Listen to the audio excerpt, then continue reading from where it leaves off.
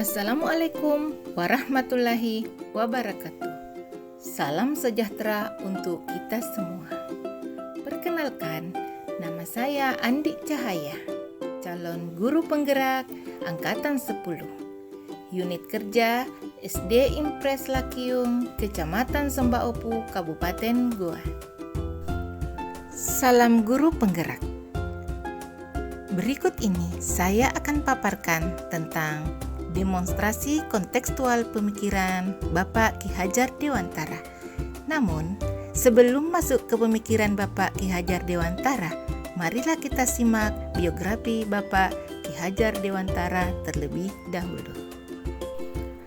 Bapak Ki Hajar Dewantara dikenal sebagai tokoh penting dalam perkembangan dunia pendidikan di Indonesia. Beliau dikenal sebagai salah satu pahlawan nasional Indonesia dan Menteri Pendidikan pertama Republik Indonesia. Beliau juga merupakan pelopor pendidikan untuk masyarakat pribumi di Indonesia ketika masih dalam masa penjajahan kolonial Belanda. Tak heran, beliau dijuluki sebagai Bapak Pendidikan Indonesia.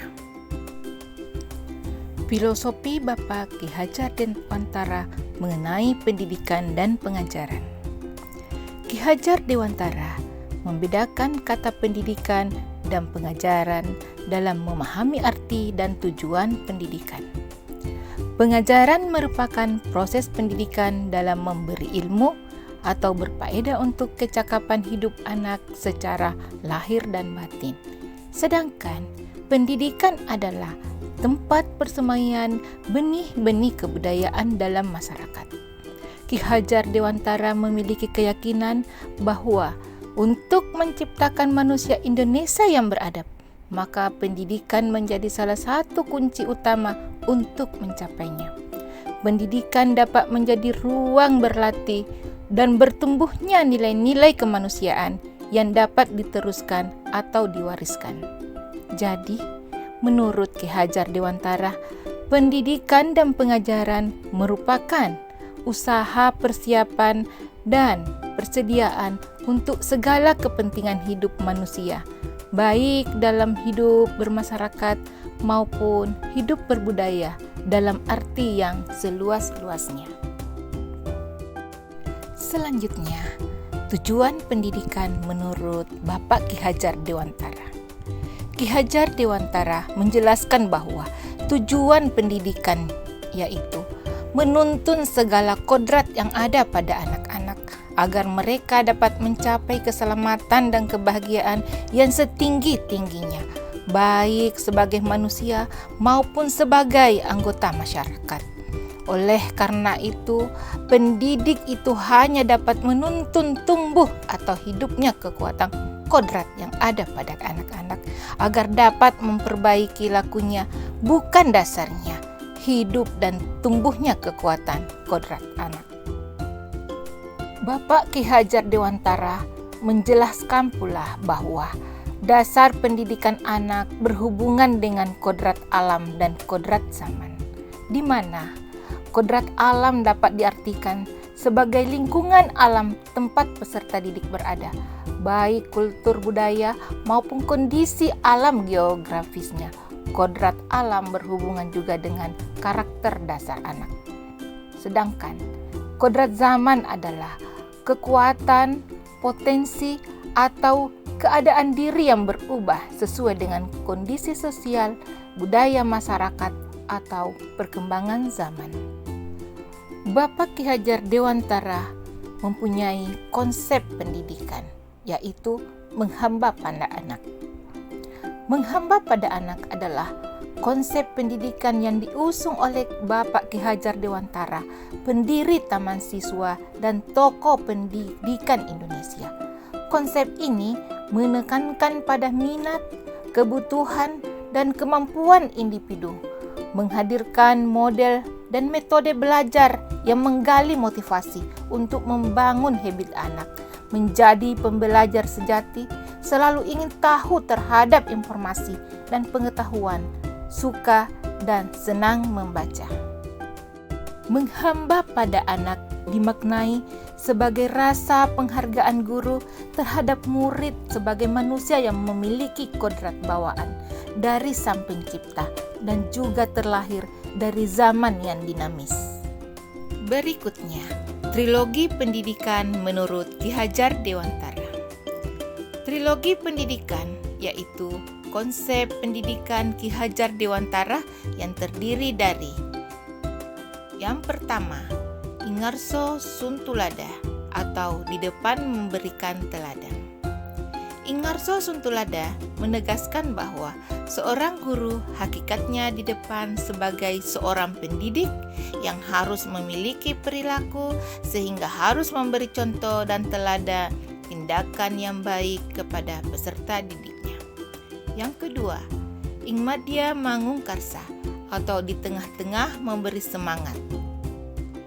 Ingarso Mangungkarsa dalam hal ini pemberian motivasi dan memposisikan dirinya seorang guru sehingga dapat menjadi teman dan juga tempat peserta didiknya berangkat untuk berkembang menuju cita-citanya. Yang ketiga, Tutwuri Handayani atau dari belakang memberikan dorongan, pengaruh dan motivasi. Tutwuri Handayani yang artinya dari belakang memberi dorongan. Hal ini berarti guru harus selalu mendorong peserta didiknya dalam mengembangkan bakat dan minat sesuai dengan yang dikehendakinya. Dengan pengetahuan dan pengalaman baru yang saya dapatkan, menurut pemikiran Ki Hajar Dewantara, saya termotivasi melakukan perubahan di sekolah pada umumnya dan di kelas pada khususnya. Dengan kompetensi dan kekuatan diri yang saya miliki, dengan berkolaborasi dengan pimpinan, teman sejawat, dan warga sekolah, saya akan berusaha mengimplementasikan secara maksimal pemikiran Ki Hajar Dewantara. Setelah pemaparan materi filosofi pemikiran Bapak Ki Hajar Dewantara, berikut contoh pengimplementasian pemikiran Ki Hajar Dewantara yang saya lakukan di sekolah. Pendidik dapat menuntun peserta didik berpikir kritis untuk mencapai satu tujuan.